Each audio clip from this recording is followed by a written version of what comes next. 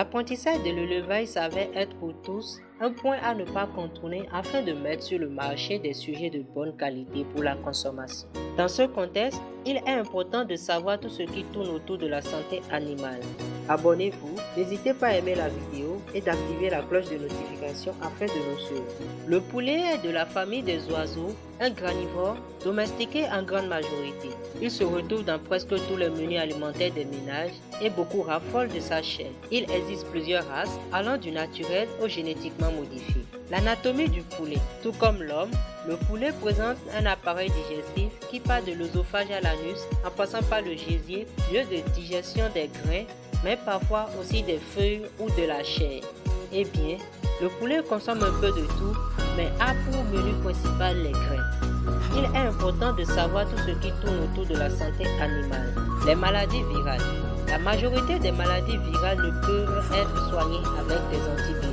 Lorsque des sujets sont peu atteints, on peut augmenter la distribution de vitamines pour doper leur défense immunitaire.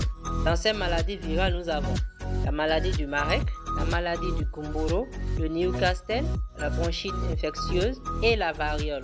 Elles sont les maladies les plus répandues. Le Marek, qui est une maladie répandue dans l'élevage et très contagieuse. On la reconnaît grâce à une paralysie des pattes, la plupart du temps en grand écart, une paralysie du cou, parfois des ailes, selon la situation de la tumeur. Le Gumboro, qui est une maladie aussi virale et qui se manifeste par un abattement des ébouriffés, des rejets de fientes caractéristiques de couleur mastique et très collante. Nous avons le Newcastle, qui est une maladie infectieuse très contagieuse dont la majorité des oiseaux y sont sensibles. Elle se manifeste par un abattement, un plumage ébouriffé, des œdèmes, des cyanoses, des hémorragies sur les crêtes, de la diarrhée, des difficultés respiratoires. Nous avons la bronchite infectieuse, qui est une difficulté respiratoire, donc une maladie respiratoire.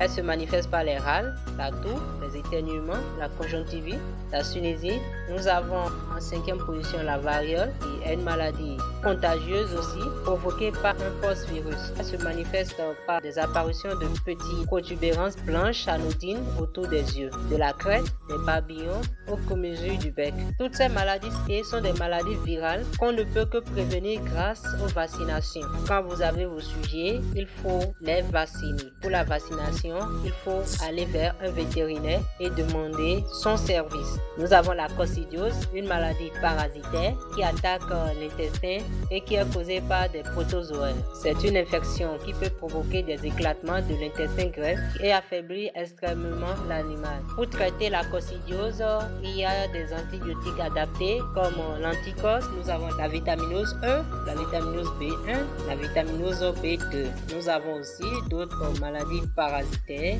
internes et externes comme les vers intestinaux, les poux et la gale. Pour un élevage domestique ou un élevage à grande échelle, voilà à peu près tout ce qu'il faut savoir sur les maladies. Dès que vous détectez un des signes d'une de ces maladies, rendez-vous chez le vétérinaire et demandez son service pour qu'il vienne faire le constat et donner le traitement adéquat.